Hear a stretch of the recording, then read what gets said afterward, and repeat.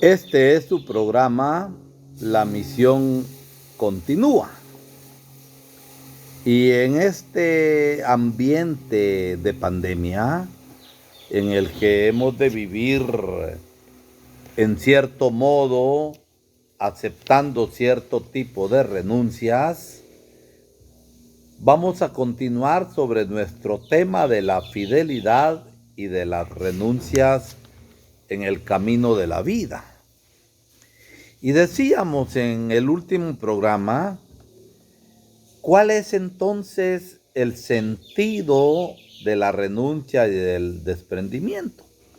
Y una cosa tenemos clara: la renuncia y el desprendimiento no tienen sentido en sí mismo. Lo que da sentido es la fidelidad al proyecto de vida. Lo importante es ser fieles al proyecto de vida escogida. Y por eso no van a ser nunca punto de partida la renuncia, sino que son consecuencias de la fidelidad a ese proyecto de vida. Entonces, la pregunta principal es ¿cómo ser fieles al proyecto de vida escogido? ¿Y qué hacer concretamente? Aquí nos referimos ¿a qué?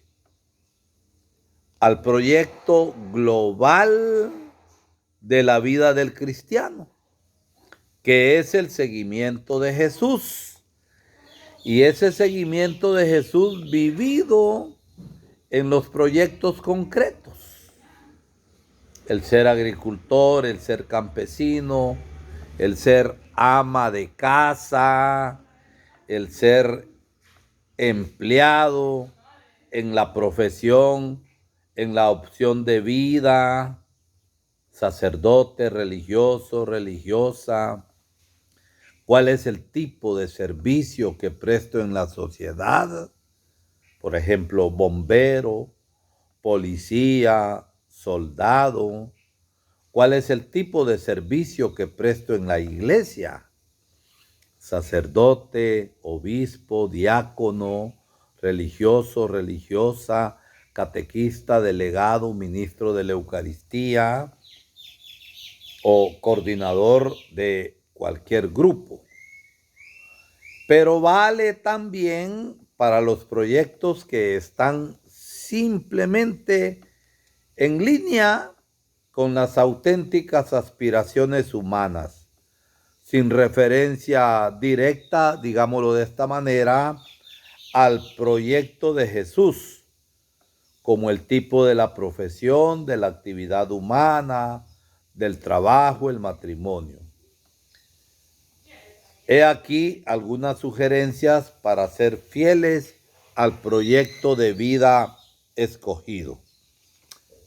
El proyecto de vida debe ser capaz de responder a las aspiraciones verdaderas del ser humano, de la felicidad y la felicidad última.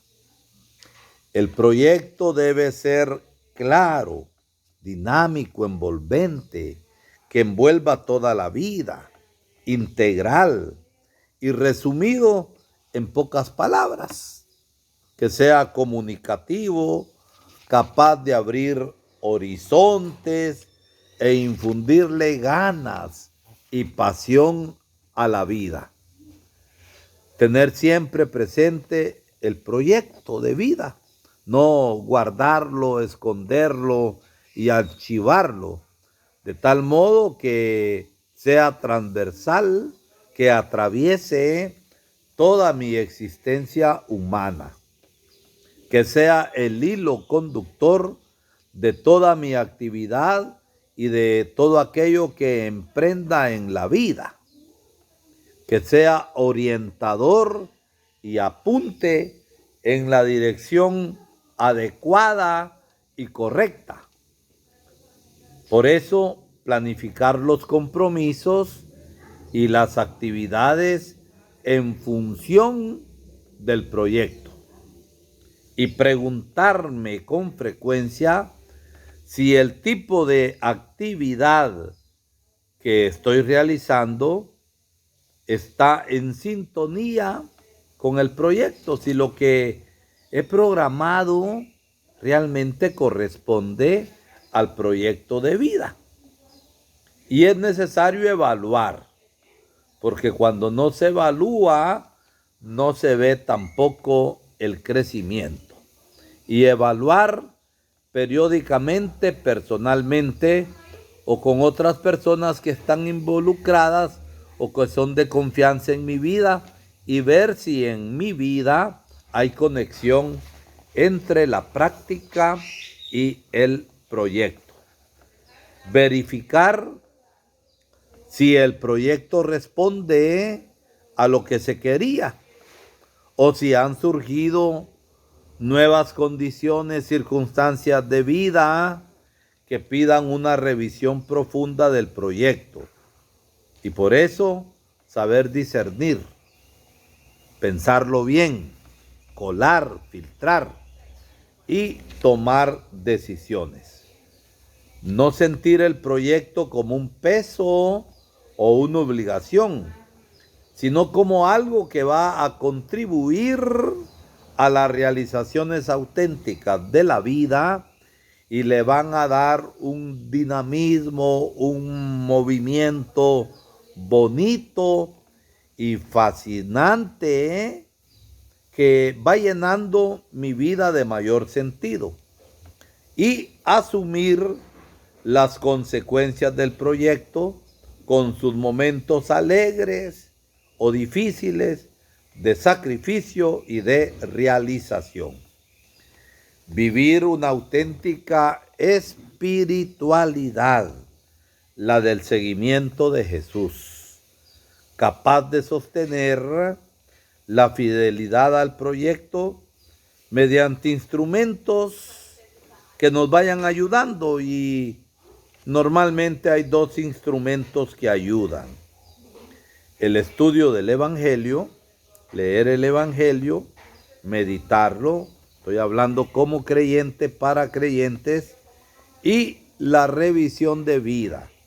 Y la revisión de vida sirve también aún para aquel que no es creyente. Pero el creyente estudia el Evangelio y revisa su vida a la luz del Evangelio y ve entonces si el proyecto en verdad va respondiendo a la vida última que queremos alcanzar. Participar en una comunidad eclesial, posiblemente pequeña comunidad de vida cristiana, pequeña comunidad de base, pequeña comunidad de discípulos de Jesús, no importe cómo se le llama, que está presente en nuestra parroquia y que está también en comunión con la diócesis.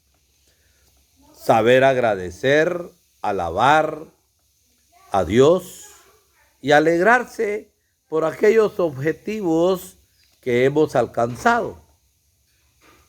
Participar de un equipo de personas que esté en el mismo proyecto de vida, si hablamos de proyecto comunitario, en el que nadie sea vigilante, fiscal, controlador de nadie, sino que todos seamos caminantes ayudándonos los unos a los otros.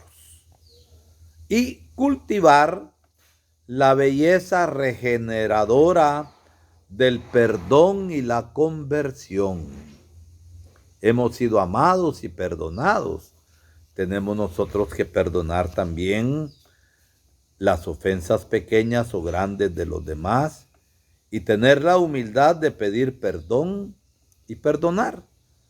Pues es casi imposible conseguir ser fieles al proyecto de vida por completo en todos los momentos de la vida, si no nos vamos apoyando también en los hermanos. Y recordar siempre que toda acción desvinculada, que no tenga relación al proyecto de vida, lleva a la dispersión, al relajamiento. y el proyecto sin acción es palabra vacía. O como decimos, el papel aguanta con todo.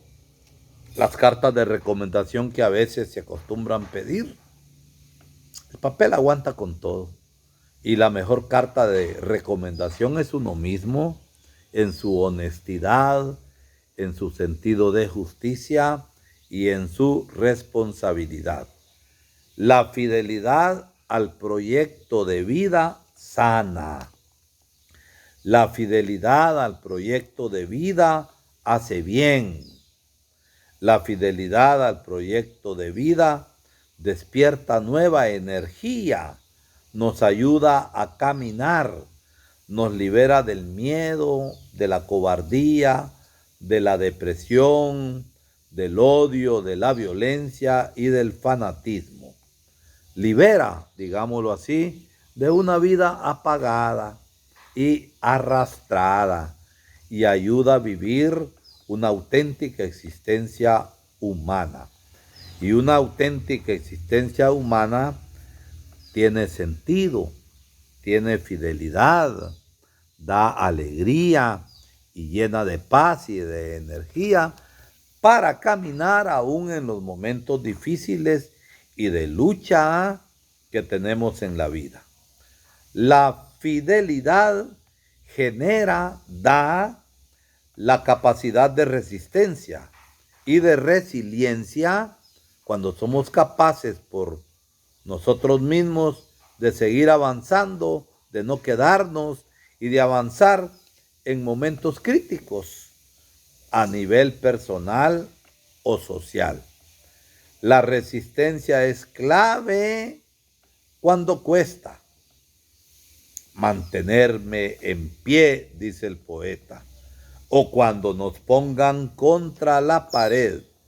Resistiré erguido frente a todo y me volveré de hierro para endurecer la piel. Y aunque los vientos de la vida soplen fuerte, soy como el junco que se dobla, pero siempre sigue en pie. Resistiré para seguir viviendo. Soportaré los golpes y jamás me rendiré. Y aunque los sueños se me rompan en pedazos, resistiré. Por tanto, las renuncias no tienen sentido en sí mismas, sino que las renuncias son aquellas que aparecen por causa a la fidelidad al proyecto de vida escogido. Fidelidad y renuncias exige siempre perseverancia. Dice Jesús en el Evangelio en San Mateo 10:22, el que persevere hasta el final, ese se salvará. Por eso, la perseverancia es una gracia importante. Es gracia divina comenzar bien. Es gracia mayor persistir en el camino cierto, mantener el ritmo. Pero la gracia de las gracias es no desistir. Así nos decía Monseñor Helder Cámara, un obispo que murió ya grande, que fue perseguido, acusado, calumniado, pero perseveró en la defensa y en la dignidad de los más pobres. ¿Y por qué? Porque tenía convicción. Nadie persevera en el bien si no hay convicción. Por eso la renuncia es una necesidad y un valor. Pensándolo bien, aunque no lo queramos, estamos obligados a hacer renuncias constantemente. El deportista que quiere estar en forma, la persona enferma que se somete a un régimen de alimentación o de dieta, la familia que quiere estar unida. Todos necesitamos renunciar a algo. No se puede vivir sin renuncias esto en la vida de todos los días. Es una necesidad. ¿Por qué? porque somos seres limitados, no somos perfectos. En la vida siempre tenemos que tomar decisiones, elegir, y eso exige la capacidad de saber renunciar a lo que no está en línea o no está de acuerdo con mi elección. A veces nos vemos obligados a escoger entre cosas opuestas. Nadie puede servir a dos señores, dice Jesús, porque odiará a uno y amará a otro, o será fiel a uno y al otro no le hará caso. Ustedes no pueden servir a Dios y al dinero. Hay gente que vende su alma al diablo por tener dinero y por eso es corrupto e injusto. La fidelidad exige, pues, renuncias. Lo normal, por tanto, es tener que pasar por renuncias, y las renuncias forman parte del camino de la vida. Lo anormal es nunca pasar por renuncias. Es imposible. Quien quiera celeste, que le cueste, dice un dicho popular. Quien quiere evitar renuncias de cualquier manera, está dando a conocer, está revelando que la falta de madurez que tiene y se destruye como persona. Entonces el problema no es renunciar o no renunciar, pues todos necesitamos renunciar a algo. El problema es renunciar. ¿Para qué? ¿Cuál es el motivo de mis renuncias? El valor de una renuncia depende del proyecto de vida que queremos alcanzar. Si el proyecto escogido responde a las aspiraciones auténticas de la naturaleza humana, las renuncias que hacemos por causa de ellas nos engrandecen y nos dignifican a todos. La renuncia quiere discernimiento. Discernir, escoger entre lo bueno y lo malo, entre lo justo y lo injusto, entre la verdad auténtica y la mentira y las medias verdades, que son grandes mentiras. Es el proyecto de vida que nosotros hemos hecho que pide esa renuncia. De hecho, pues, es el proyecto de vida que da sentido a la renuncia. Y no vivimos para hacer renuncias, sino que renunciamos porque queremos encontrar lo mejor, porque queremos ser fieles al proyecto de vida escogido, porque queremos ser felices de verdad. Y por eso asumimos las renuncias con serenidad y con conciencia, sin estarnos lamentando. Cuanto más auténtico es el proyecto escogido, probablemente tendremos que hacer mayores renuncias. Pero siempre, ¿por qué? Por amor a ese proyecto. A la hora de escoger el proyecto de vida, también es bueno preguntarse qué estoy dispuesto a hacer. ¿Qué estoy dispuesto al asumir las renuncias que me exige el proyecto de vida personal? Sin olvidar que somos frágiles, que somos débiles y podemos caer en desviaciones. Las prácticas del perdón y de la conversión siempre son necesarias.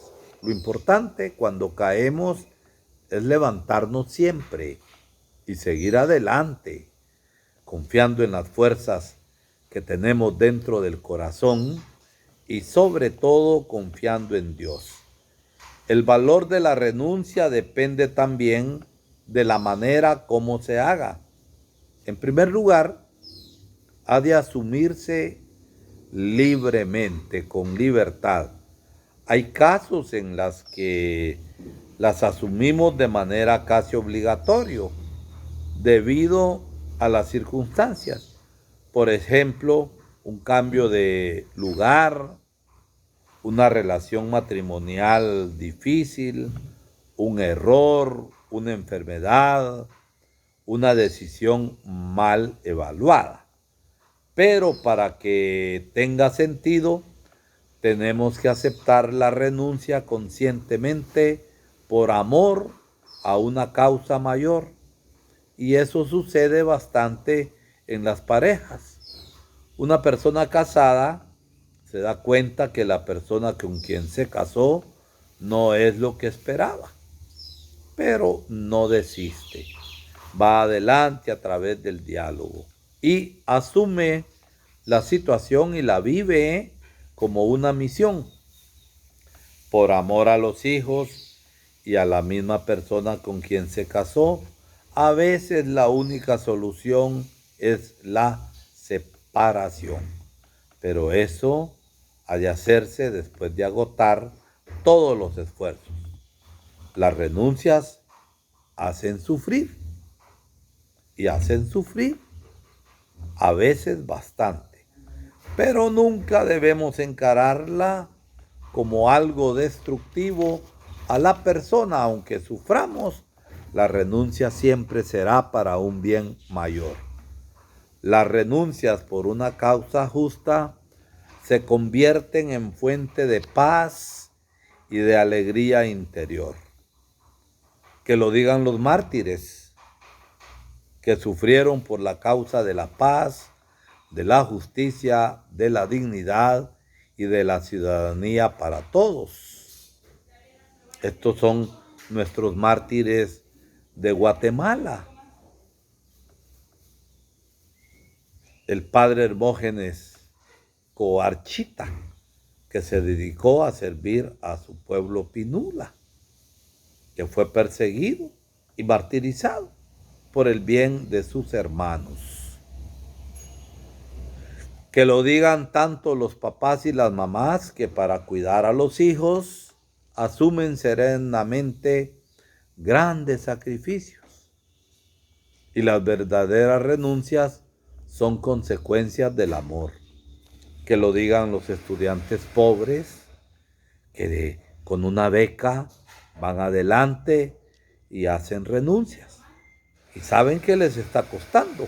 Y tantas veces los hijos de papi, los mimados, los que tienen recursos, los que son inconscientes, no valoran su estudio y al final son unos grandes fracasados. Por eso, las verdaderas renuncias son consecuencias del amor. Quien ama sabe renunciar. Quien no ama nunca renuncia. Las renuncias las hacemos en función de un proyecto de vida auténtico y enriquece. La renuncia ayuda a madurar, ayuda a crecer, ayuda a tener voluntad, contribuyen a mantener en segundo plano lo que es relativo y prioriza siempre lo que es más útil para nuestro bien y lo que es más útil para los hermanos, para la colectividad, lo que es más útil para el bien común.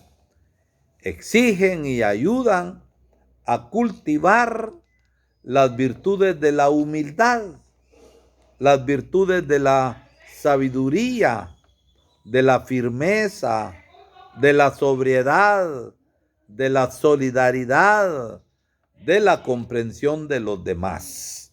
A todo esto nos ayuda la capacidad de renuncia.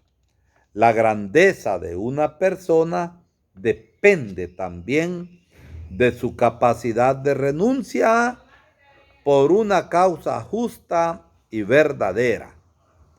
Quien no sabe renunciar no es libre, no es una persona madura, no es una persona auténtica.